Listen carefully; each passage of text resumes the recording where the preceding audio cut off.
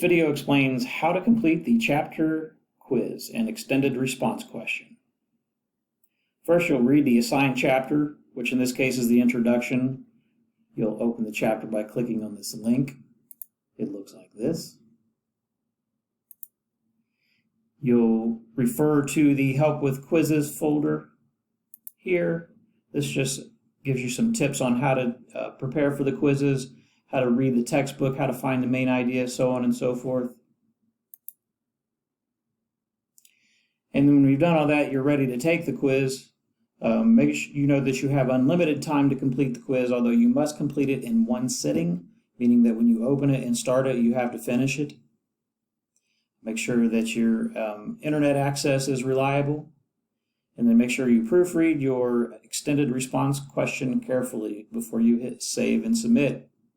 There are 10 questions, multiple choice matching and true and false, and there's one extended response question. Next, I want to explain how to approach the extended response question.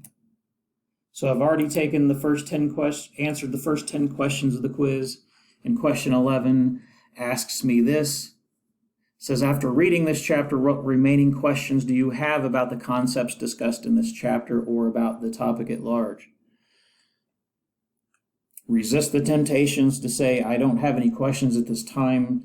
The point of this exercise, or the point of the question, is to engage with your instructor, to ask questions that you honestly want answered, or they can be questions directly related to the course, or they could be directly related to the content in the chapter, which is probably more appropriate. So a question in this case for the introduction, just something that you want to ask your instructor. And so again, make sure that you put an answer in here. It's worth 10 points.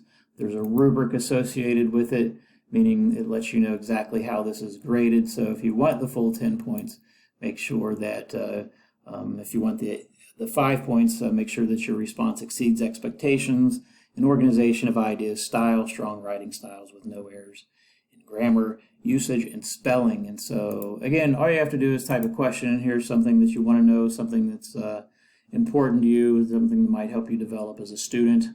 Type it here, save and submit.